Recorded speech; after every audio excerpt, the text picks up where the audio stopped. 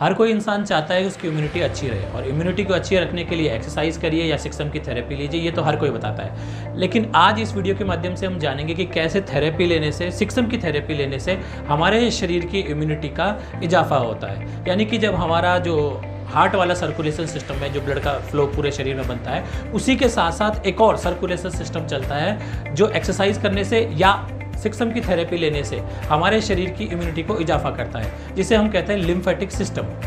तो इसे साधारण शब्दों में समझने के लिए इसका हम ओवरव्यू करेंगे, यानी किसी भी टेक्निकलिटी में ना जाके हमारे शरीर में बॉडी फ्लूइड कैसे रहते हैं और उनका सर्कुलेशन कैसे होता है, इसको हम समझते हैं। आपको पता है कि हमारे शरीर के अंदर दो महत्वपूर्ण अंग, लंग्स और हार्ट, जो लगातार लंग्स जो है कंप्रेस होता रहता है, रिलैक्स होता रहता है, कंप्रेस होता रहता है, रिलैक्स होता रहता है, और हार्ट लगातार धक धक करके पूरे शरीर के अंदर सर्कुलेशन सिस्टम को बना के रखते हैं। तो इससे क्या है कि हमारे पूरे शरीर के अंदर सर्कुलेशन चलता है ब्लड का, मगर साथ ही लिम्फ का सर्कुलेशन भी, सिस्टम भी साथ साथ ही चलता है। इसमें महत्वपूर्ण क्या है वो हम समझते हैं। मोटे तौर पे हम अपने शरीर में लंग्स, हार्ट और बॉडी तीनों को समझते हैं। हार्ट जो है जब पंप करता है तो पूरे शरीर में ब्लड के फ्लो को बना के रखता है। हार्ट जो है जब हमारा पंप करता है तो वो ब्लड को हमारे शरीर में भेजता है, और शरीर में जो ब्लड है वो निकल के वापस हार्ट की तरफ आता है। यहाँ पे हमने जो रेड कलर का एरो से जो दिखाया गया है, यानी हार्ट से जो ब्लड निकल रहा है वो शरीर में जा रहा है, उसमें ऑक्सीजन है, और जो शरीर में ब्लड जो हार्ट की तरफ आ रहा है जिसमें ऑक्सीजन नहीं है, उसको हमने ब्लू कलर में शो किया है। हमारे शरीर के अंदर एक हिस्से में ब्लड होता है ऑक्सीजन वाला, और दूसरे हिस्से में ब्लड होता है बिना ऑक्सीजन वाला। और ब्लड में ऑक्सीजन कौन बढ़ता है? लंग्स।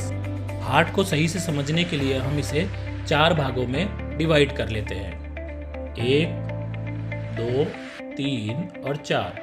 3 और 4 नंबर वाले जो चैम्बर होते हैं वो बनिस्बत ऊपर वाले चैम्बर की तुलना में बड़े ही पावरफुल होते हैं। 2 नंबर वाले चैम्बर में जो ऑक्सीजन वाला ब्लड आके स्टोर होकर गिरता है, 3 नंबर उन्हें पंप करके पूरे शरीर में सर्कुलेट कर देता है। पूरे शरीर में जो ब्लड काम आ जाता है वो वापस से घूम के आता है 1 नंबर वाले चैम्बर में, और 1 नंबर वाला चैम्बर उसे डाल देता है 4 नंबर वाले चैम्बर में। चूँकि उसके अंदर ऑक्सीजन नहीं है तो हार्ट उसे पंप से करके भेज देता है हमारे लंग्स की तरफ, ताकि उसके अंदर दोबारा से ऑक्सीजन भरी जा सके, और ये सिलसिला लगातार चलता रहता है। ये तो बात हो गई हमारे हार्ट और लंग्स की कि किस प्रकार से हमारा सर्कुलेशन सिस्टम चलता है। और सर्कुलेशन में क्या चलता है? ब्लड। इसमें एक महत्वपूर्ण बात और आ जाती है कि जो ब्लड वेसल्स में पूरे शरीर में जो ब्लड घूम रहा है, उसमें से कुछ ब्लड सीरम के तौर पे निकल के ब्लड वेसल से बाहर निकल जाता है, जो दोबारा से सर्कुलेशन सिस्टम में नहीं आता। कहने का मतलब है कि हमारे शरीर में ब्लड जो पूरे शरीर में घूम रहा है, उसमें से तकरीबन 3, 4 या 5 लीटर जो ब्लड है, उसमें से कुछ सीरम के तौर पे निकल के बाहर आ जाता है। ब्लड की जो वेसल्स है, अगर वो कम्प्लीटली पाइप की तरह हो जाए, प्लास्टिक के पाइप की तरह हो जाए, जब तक घूमता रहे कोई दिक्कत ही नहीं है। लेकिन गैस सेल्स टिश्यू से गैस को एक्सचेंज करने का जो प्रोसेस है ऑक्सीजन पहुंचाने के लिए, तो उसकी संरचना कुछ ऐसी ही है। यहाँ हम एक ड्राइंग के माध्यम से आसानी से समझ पाएंगे कि कैसे ब्लड कैपिलरीज के अंदर से जो है ब्लड का एक्सचेंज होता है। इस ब्लड वेसल्स के अंदर जो ब्लड बह रहा है, इस ब्लड से जो इसके चारों तरफ आपको जो है टिश्यूज़ दिखाई दे रहे हैं, और इन टिश्यूज़ का काम होता है जो ब्लड वेसल्स में जो गैस है उनको बाहर निकालना और ऑक्सीजन को ब्लड सेल्स तक पहुंचाना।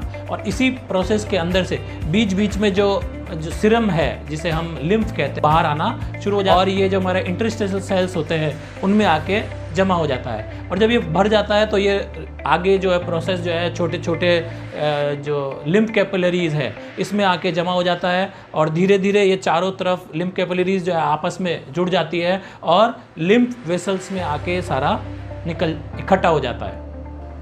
अगर ये लिम्फ सिस्टम दोबारा से हमारे सर्कुलेशन में नहीं लाया जाएगा तो धीरे धीरे हमारे शरीर में जमा हो जाएगा और सूजन आना शुरू हो जाएगी। आपने एक बीमारी का नाम भी सुना होगा, एलिफेंट है, हाथी पाँव, जिसमें जो है शरीर में कोई जगह पे सूजन आ जाती है या एक पैर जो है बहुत मोटा हो जाता है। इसका जो कारण है वो ये लिम्फी है।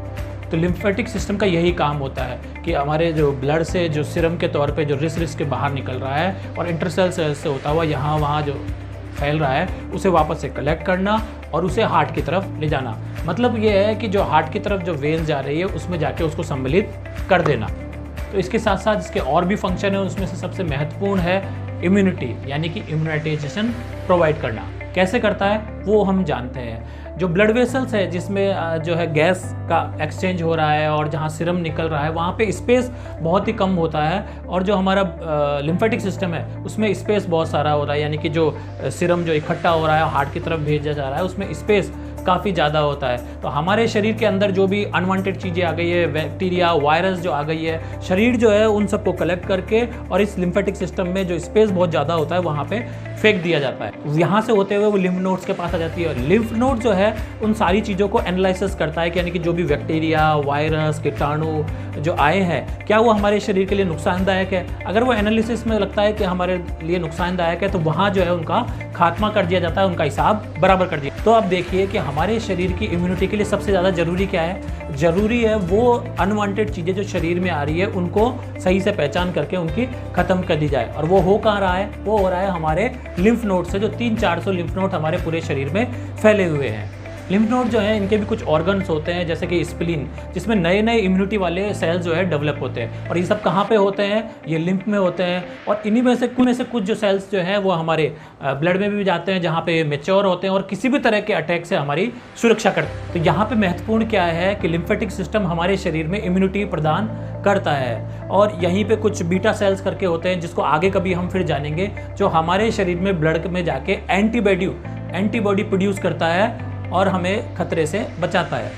इन सब की जो उत्पत्ति है अगर एक तरीके से कहा जाए तो वो लिम्फेटिक सिस्टम में ही होती है। तो अब हम आ जाते हैं बात जहाँ से हमने शुरू करी थी कि जब भी हम एक्सरसाइज करते हैं या हम सिक्सम की थेरेपी लेते हैं तो इन प्रोडक्ट के द्वारा जो हीट अंदर जाती है, जो FIR अंदर जाती है, वो हमारे शरीर में जाके ब्लड के सर्कुलेशन को बढ़ाती है। और जितना ज़्यादा ब्लड का सर्कुलेशन होगा, जितना फास्ट ब्लड का सर्कुलेशन होगा, उतना ही जो सीरम है बाहर निकलेगा। और जितना ज़्यादा सीरम निकलेगा वो हमारे जो है सारी सेल्स के कांटेक्ट में आएगा और जो भी फॉरेन पार्टिकल, वेस्टेज चीज़ें, अनवांटेड चीज़ें जो शरीर में बैक्टीरिया, वायरस आ गए हैं उनके संपर्क में आएगा और उनसे होता हुआ वो लिम्फेटिक सिस्टम में पहुंचेगा, जहां पे लिम्फ नोड्स में उनकी पहचान कर ली जाएगी और उनको जो है पूरी तरह से ख़त्म कर दिया जाएगा। इस प्रकार से हमारे शरीर की इम्यूनिटी बढ़ती है। इन सब में अगर कहें तो जितना ज़्यादा ब्लड का सर्कुलेशन हमारा शरीर में होगा उतना ही ज़्यादा वेस्टेज मटेरियल जो है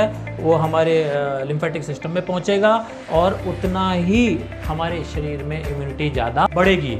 तो उम्मीद करता हूँ दोस्तों आपको समझ में आया होगा कि किस प्रकार से सिक्सम की थेरेपी और हमारे शरीर की इम्यूनिटी का क्या संबंध है। अगर रेगुलर हम इन प्रोडक्ट का इस्तेमाल करते हैं तो हम अपनी इम्यूनिटी को अच्छा बना सकते हैं। साथ ही अगर कोई भी क्रोनिक परेशानी से पीड़ित है तो उससे भी अपने शरीर को प्राकृतिक तरीके से स्वस्थ बना सकते हैं।